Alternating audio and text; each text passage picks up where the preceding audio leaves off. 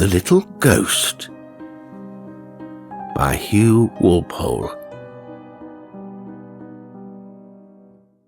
Ghosts? I looked across the table at Truscott and had a sudden desire to impress him. Truscott has, before now, invited confidences in just that same way, with his flat impassivity, his air of not caring whether you say anything to him or no, his determined indifference to your drama and your pathos. On this particular evening, he had been less impassive.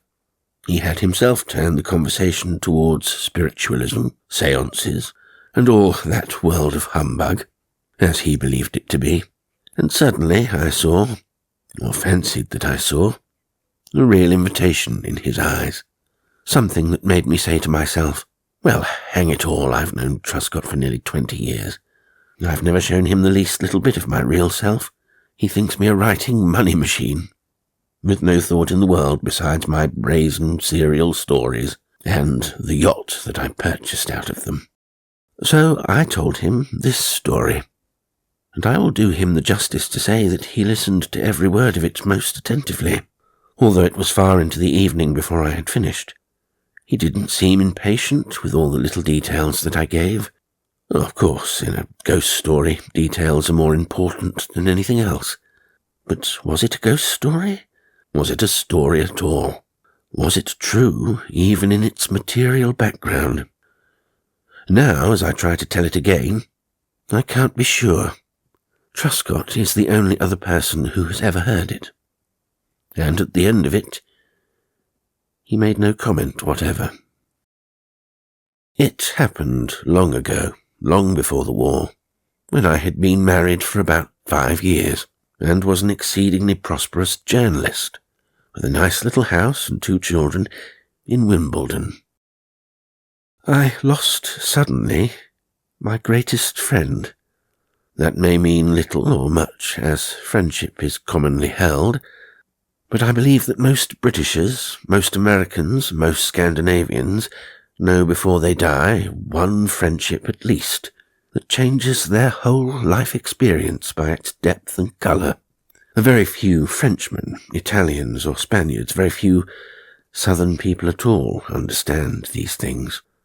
The curious part of it, in my particular case, was that I had known this friend only 4 or 5 years before his death, that I had made many friendships both before and since that have endured over much longer periods, and yet this particular friendship had a quality of intensity and happiness that I have never found elsewhere. Another curious thing was that I met Bond only a few months before my marriage, when I was deeply in love with my wife, and so intensely preoccupied with my engagement that I could think of nothing else. I met Bond quite casually at someone's house. He was a large-boned, broad-shouldered, slow-smiling man with close-cropped hair turning slightly grey, and our meeting was casual. The ripening of our friendship was casual. Indeed, the whole affair may be said to have been casual to the very last. It was in fact my wife who said to me one day, when we had been married about a year or so, "Why, I believe you care more for Charlie Bond than for anyone else in the world." She said it in that sudden, disconcerting, perceptive way that some women have. I was entirely astonished.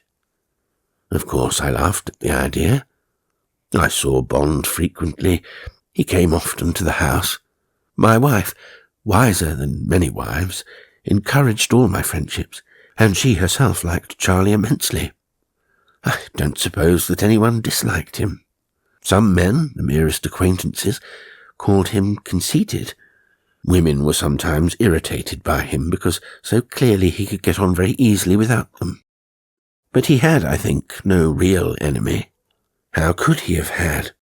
His good nature, his freedom from all jealousy, his naturalness, his sense of fun, the absence of all pettiness, his common sense, his manliness, and at the same time his broad-minded intelligence.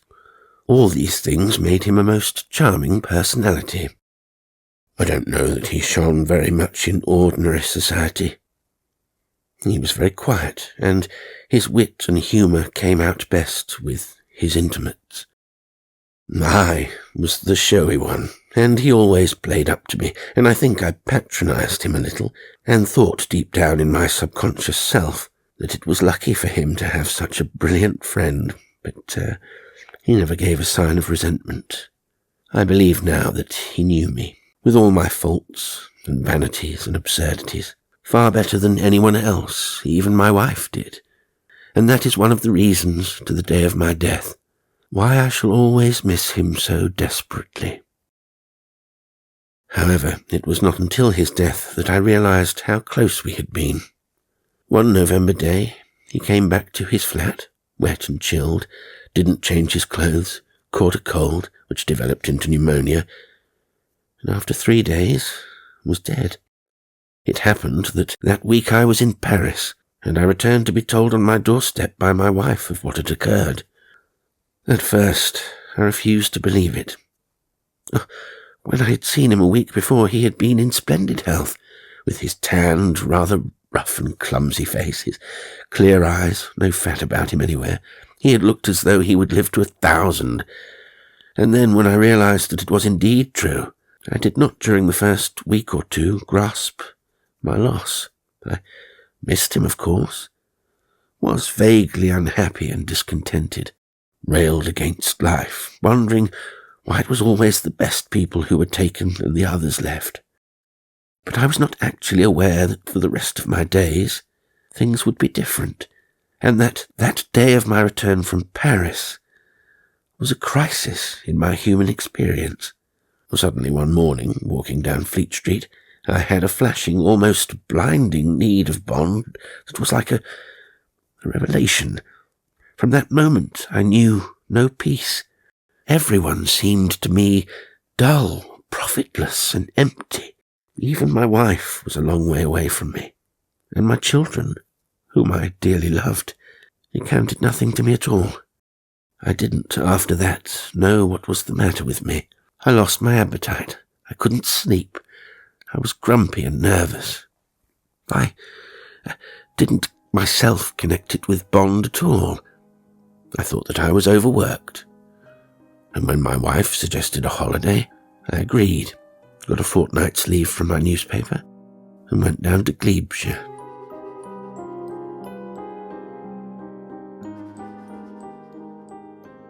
Early December is not a bad time for Glebeshire. It is just then the best spot in the British Isles. I knew a little village beyond St Mary's Moor that I had not seen for 10 years, but always remembered with romantic gratitude, and I felt that that was the place for me now. I changed trains at Polchester, and found myself at last in a little jingle driving out to the sea.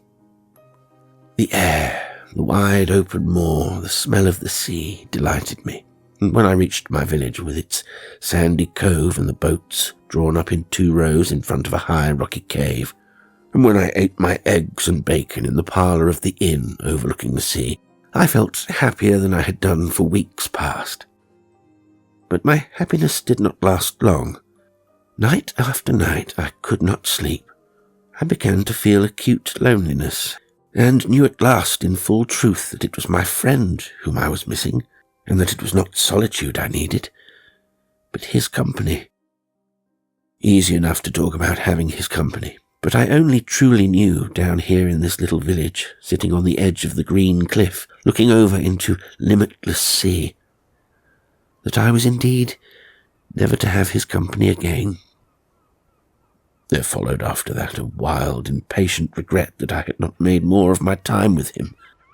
I saw myself in a sudden vision as I had really been with him, patronising, indulgent, a little contemptuous of his good-natured ideas. Had I only a week with him now, how eagerly I would show him that I was the fool and not he, that I was the lucky one every time. One connects with one's own grief the place where one feels it. And before many days had passed, I had grown to loathe the little village, to dread beyond words the long, soughing groan of the sea as it drew back down the slanting beach, the melancholy wail of the seagulls, the chattering women under my little window. I couldn't stand it. I ought to go back to London, and yet from that too I shrank. Memories of Bond lingered there as they did in no other place, and it was hardly fair to my wife and family to give them the company of the dreary, discontented man that I just then was. And then, just in the way that such things always happen, I found on my breakfast table one fine morning a forwarded letter. It was from a certain Mrs. Baldwin, and to my surprise I saw that it came from Glebeshire, and from the top end of the county, and not its southern end. John Baldwin was a stock exchange friend of my brother's, a rough diamond, but kindly and generous, and not, I believed, very well off. Mrs. Baldwin I had always liked, and I think she always liked me. We had not met for some little time, and I had no idea what had happened to them. Now, in her letter, she told me that they had taken an old 18th century house on the north coast of Glebeshire, not very far from Drymouth, that they were enjoying it very much indeed, that Jack was fitter than he had been for years, and that they would be delighted, were I ever in that part of the country, to have me as their guest. This suddenly seemed to me the very thing. The Baldwins had never known Charlie Bond, and they would have, therefore, for me no association with his memory. They were jolly, noisy people, with a jolly, noisy family, and Jack Baldwin's personality was so robust that it would surely shake me out of my gloomy mood. I sent a telegram at once to Mrs. Baldwin, asking her whether she could have me for a week, and before the day was over, I received the warmest of invitations. Next day I left my fishing village, and experienced one of those strange, crooked, in-and-out little journeys that you must undergo if you are to find your way from one obscure Glebeshire village to another. About midday, a lovely, cold, blue December midday, I discovered myself in Polchester, with an hour to wait for my next train. I went down into the town, climbed the High Street to the magnificent cathedral, stood beneath the famous Arden Gate, looked at the still more famous tomb of the Black Bishop, and it was there, as the sunlight, slanting through the great east window, danced and sparkled about the wonderful blue stone of which that tomb is made, that I had a sudden sense of having been through all this before, of having stood just there in some earlier time, weighed down by some earlier grief, and that nothing that I was experiencing was unexpected. I had a curious sense, too, of comfort and condolence. That horrible grey loneliness that I had felt in the fishing village suddenly fell from me, and for the first time since Bond's death I was happy. I walked away from the cathedral, down the busy street, and through the dear old marketplace, expecting I know not what. All that I knew was that I was intending to go to the Baldwins, and that I would be happy there. The December afternoon fell quickly, and during the last part of my journey I was travelling in a ridiculous little train through dusk, and the little train went so slowly and so casually that one was always hearing the murmurs of streams beyond one's window, and lakes of grey water suddenly stretched like plates of glass to thick woods, black as ink against a faint sky. I got out at my little wayside station, shaped like a rabbit hutch, and found a motor waiting for me. The drive was not long, and suddenly I was outside the old 18th century house, and Baldwin's stout butler was conveying me into the hall with that careful, kindly patronage, rather as though I were a box of eggs that might very easily be broken. It was a spacious hall, with a large open fireplace, in front of which they were all having tea. I say all advisedly, because the place seemed to be full of people, grown-ups and children, but mostly children. There were so many of these last that I was not, to the end of my stay, to be able to name most of them individually. Mrs. Baldwin came forward to greet me, introduced me to one or two people, sat me down and gave me my tea, told me that I wasn't looking at all well and needed feeding up, and explained that Jack was out shooting something, but would soon be back. My entrance had made a brief lull, but immediately everyone recovered, and the noise was terrific. There is a lot to be said for the freedom of the modern child, there is a lot to be said against it, too. I soon found that in this party, at any rate, the elders were completely disregarded and of no account. Children rushed about the hall, knocked one another down, shouted and screamed, fell over grown-ups as though they were pieces of furniture, and paid no attention at all to the mild, "Now, children," of a plain elderly lady who was, I supposed, a governess. I fancy that I was tired with my criss-cross journey, and I soon found a chance to ask Mrs. Baldwin if I could go up to my room. She said, "I expect you find these children noisy. Poor little things. They must have their fun. And Jack always says that one can only be young once, and I do so agree with him." I wasn't myself feeling very young that evening. I was really about 900 years old, so that I agreed with her and eagerly left youth to its own appropriate pleasures. Mrs. Baldwin took me up the fine, broad staircase. She was a stout, short woman, dressed in bright colours, with what is known, I believe, as an infectious laugh. Tonight, although I was fond of her, and knew very well her good, generous heart, she irritated me, and for some reason that I could not quite define. Perhaps I felt at once that she was out of place there, and that the house resented her. But in all this account I am puzzled by the question as to whether I imagine now, on looking back, all sorts of feelings that were not really there at all, but come to me now because I know of what happened afterwards. But I am so anxious to tell the truth, the whole truth, and nothing but the truth, and there is nothing in the world so difficult to do as that. We went through a number of dark passages, up and down little pieces of staircase that seemed to have no beginning, no end, and no reason for their existence, and she left me at last in my bedroom, said that she hoped I would be comfortable, and that Jack would come and see me when he came in, and then paused for a moment, looking at me. "You really don't look well," she said. "You've been overdoing it. You're too conscientious. I always said so. You shall have a real rest here, and the children will see that you're not dull." Her last two sentences seemed scarcely to go together. I could not tell her about my loss. I realized suddenly, as I had never realized in our older acquaintance, that I should never be able to speak to her about anything that really mattered. And she smiled, laughed, and left me. I looked at my room, and loved it at once. Broad and low-ceilinged, it contained very little furniture, an old four-poster, charming hangings of some old rose-coloured damask, an old gold mirror, an oak cabinet, some high-backed chairs, and then, for comfort, a large armchair with high elbows, a little quaintly shaped sofa dressed in the same rose colour as the bed, a bright crackling fire, and a grandfather clock.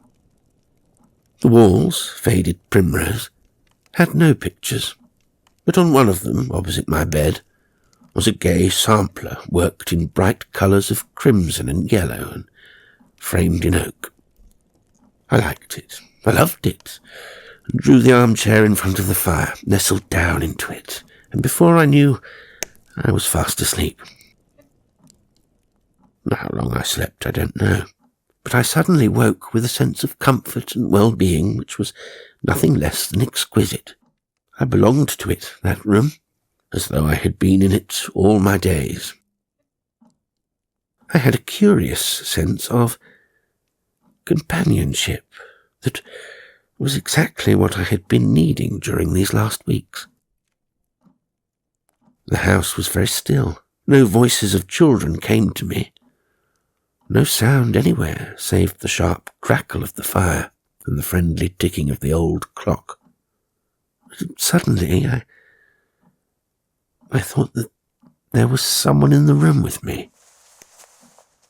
A rustle of something that might have been the fire, and yet was not.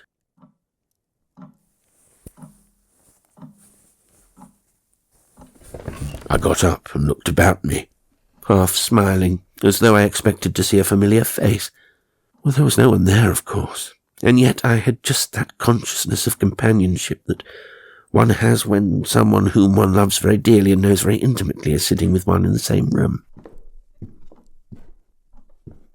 I even went to the other side of the four-poster and looked around me, pulled for a moment at the rose-coloured curtains, and of course saw no one.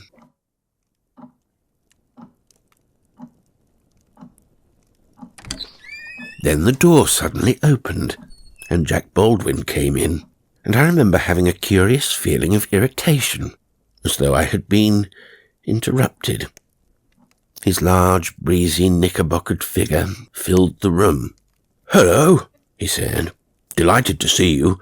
Bit of luck you're being down this way. Have you got everything you want?" That was a wonderful old house.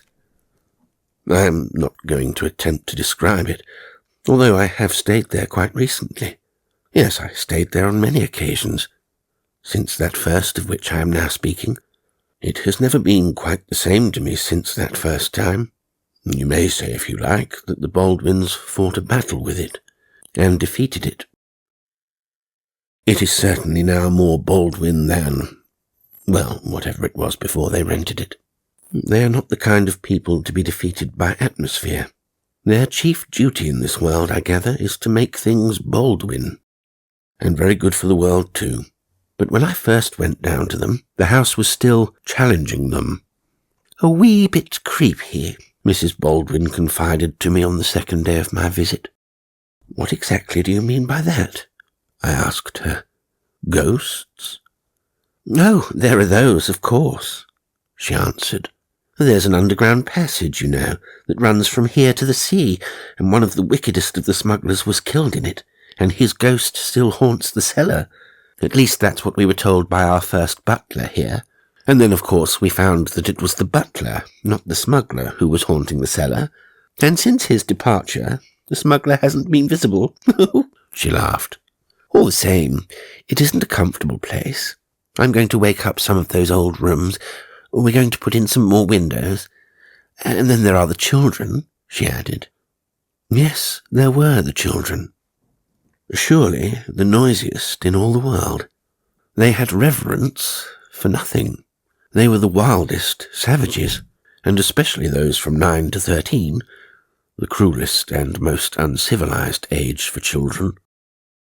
There were 2 little boys, twins I should think, who were nothing less than devils, and regarded their elders with cold, watching eyes, said nothing in protest when scolded, but evolved plots afterwards that fitted precisely the chastiser.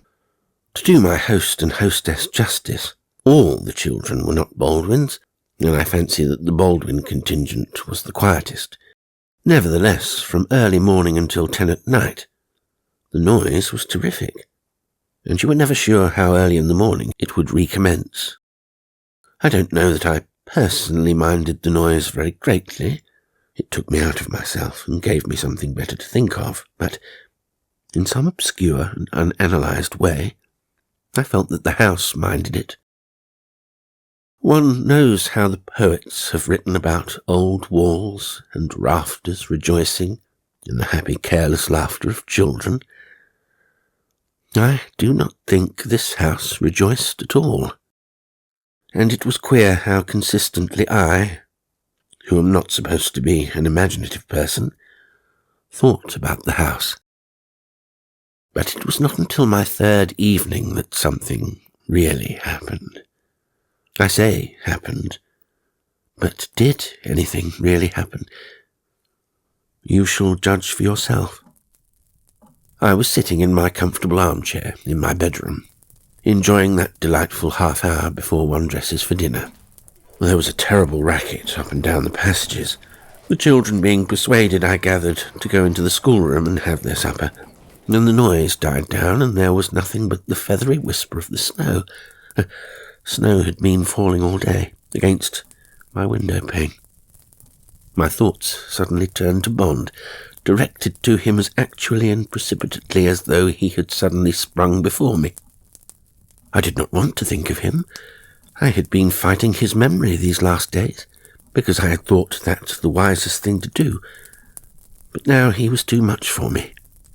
I luxuriated in my memories of him, turning over and over all sorts of times that we had had together, seeing his smile, watching his mouth that turned up at the corners when he was amused, and wondering finally why he should obsess me the way that he did, when I had lost so many other friends for whom I had thought I cared much more, who, nevertheless, never bothered my memory at all.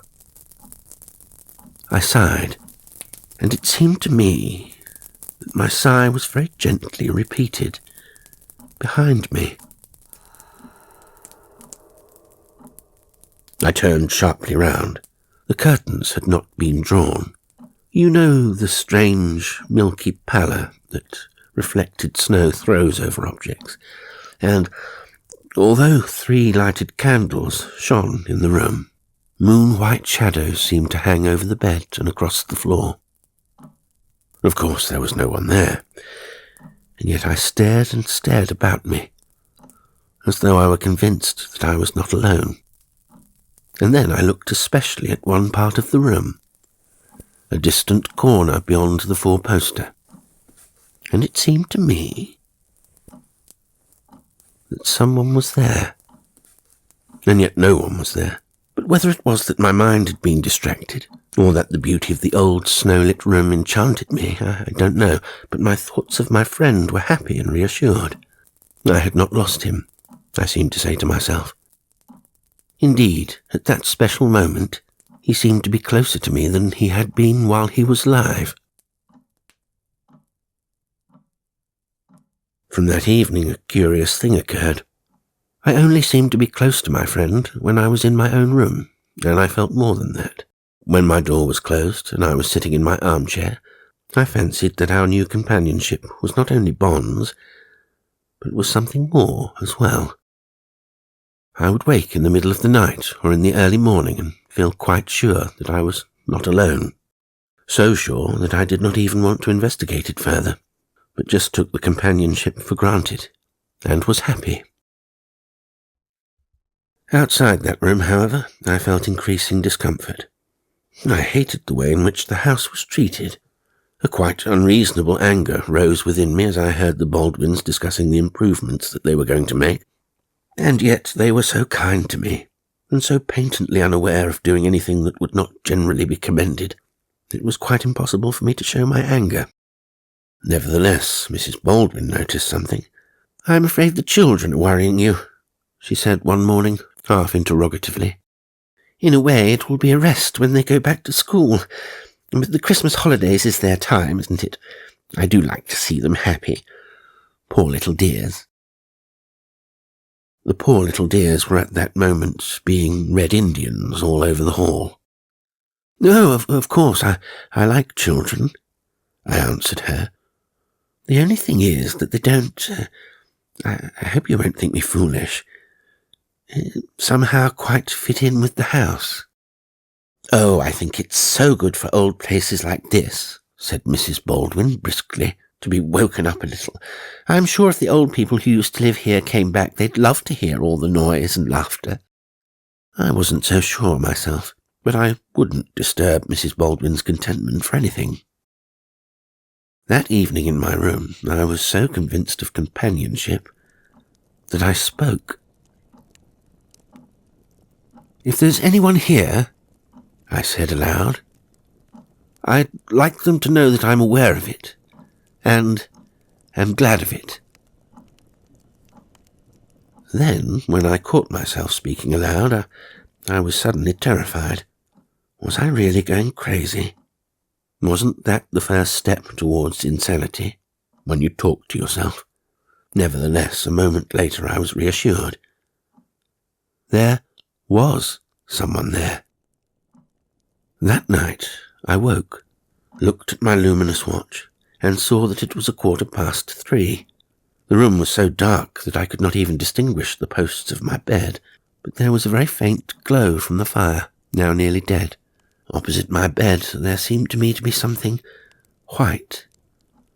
Not white in the accepted sense of a tall, ghostly figure, but, sitting up and staring, It seemed to me that the shadow was very small, hardly reaching above the edge of the bed. "Is there anyone there?" I asked. "Because if there is, do speak to me. I am not frightened. I know that someone has been here all this last week, and I am glad of it." Very faintly then, and so faintly that I cannot to this day be sure that I saw anything at all, the figure of a child seemed to me to be visible. We all know how we have at one time and another fancied that we have seen visions and figures, and then have discovered that it was something in the room, the chance hanging of a coat, the reflection of a glass, a trick of moonlight that has fired our imagination. I was quite prepared for that in this case. But it seemed to me then that as I watched, the shadow moved directly in front of the dying fire, and delicate as the leaf of a silver birch, like the trailing rim of some evening cloud, the figure of a child hovered in front of me. Curiously enough, the dress, which seemed to be of some silver tissue, was clearer than anything else. I did not in fact see the face at all, and yet I could swear in the morning that I had seen it, that I knew large, black, wide-open eyes, a little mouth very faintly parted in a timid smile, and that beyond anything else I had realized in the expression of that face fear and bewilderment, and a longing for some comfort. After that night, the affair moved very quickly to its little climax. I am not a very imaginative man, nor have I any sympathy with the modern craze for spooks and spectres. I have never seen, nor fancied that I had seen, anything of a supernatural kind since that visit. But then I have never known since that time such a desperate need of companionship and comfort. And is it not perhaps because we do not want things badly enough in this life, that we do not get more of them? However that may be, I was sure on this occasion that I had some companionship that was born of a need greater than mine. I suddenly took the most frantic and unreasonable dislike to the children in that house. It was exactly as though I had discovered somewhere in a deserted part of the building some child who had been left behind by mistake by the last occupants, and was terrified by the noisy exuberance and ruthless selfishness of the new family. For a week I had no more definite manifestation of my little friend, but I was as sure of her presence there in my room as I was of my own clothes and the armchair in which I used to sit. It was time for me to go back to London, but I could not go. I asked everyone I met as to legends and stories connected with the old house, but I never found anything to do with a little child. I looked forward all day to my hour in my room before dinner, the time when I felt the companionship closest. I sometimes woke in the night and was conscious of its presence, but, as I have said, I never saw anything. One evening, the older children obtained leave to stay up later. It was somebody's birthday. The house seemed to be full of people, and the presence of the children led after dinner to a perfect riot of noise and confusion. We were to play hide-and-seek all over the house. Everybody was to dress up. There was, for that night at least, to be no privacy anywhere. We were all, as Mrs. Baldwin said, to be 10 years old again. I hadn't the least desire to be 10 years old. But I found myself caught into the game, and had, in sheer self-defence, to run up and down the passages and hide behind doors. The noise was terrific. It grew and grew in volume. People got hysterical. The smaller children jumped out of bed and ran about the passages. Somebody kept blowing a motor horn. Somebody else turned on the gramophone. Suddenly I was sick of the whole thing, retreated into my room, lit one candle, and locked the door. I had scarcely sat down in my chair when I was aware that my little friend had come. She was standing near the bed, staring at me, terror in her eyes. I've never seen anyone so frightened. Her little breasts panting beneath her silver gown, her very fair hair falling about her shoulders. Her little hands clenched. Just as I saw her, there were loud knocks on the door, many voices shouting to be admitted, a perfect babble of noise and laughter. The little figure moved, and then, how can I give any idea of it? I was conscious of having something to protect and comfort. I saw nothing. Physically, I felt nothing. And yet I was murmuring, There. Don't mind. They shan't come in. I'll see that no one touches you. I understand. For how long I sat like that, I don't know. The noises died away. Voices murmured at intervals and then were silent. The house slept.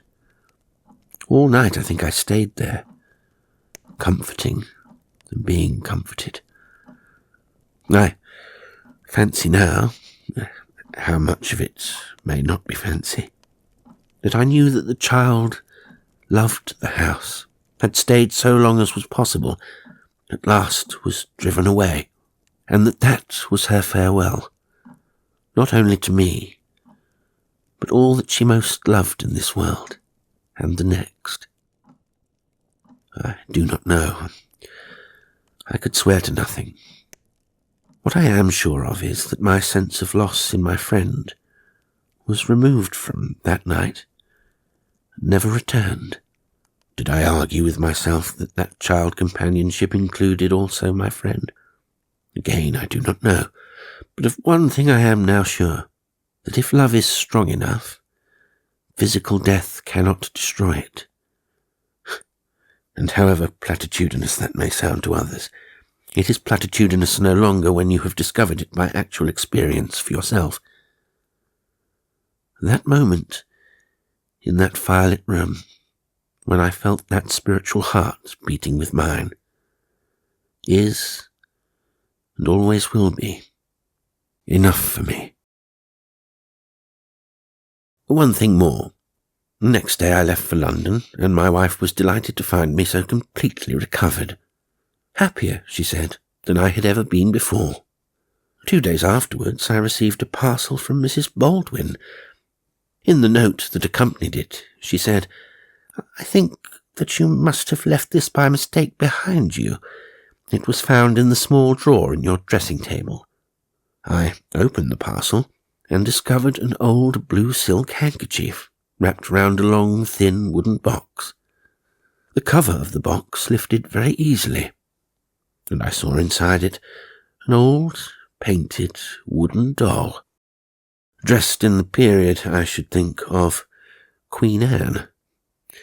The dress was very complete, even down to the little shoes and the little grey mittens on the hands. Inside the silk shirt there was sewn a little tape, and on the tape, in very faded letters, Anne Trelawney, 1710.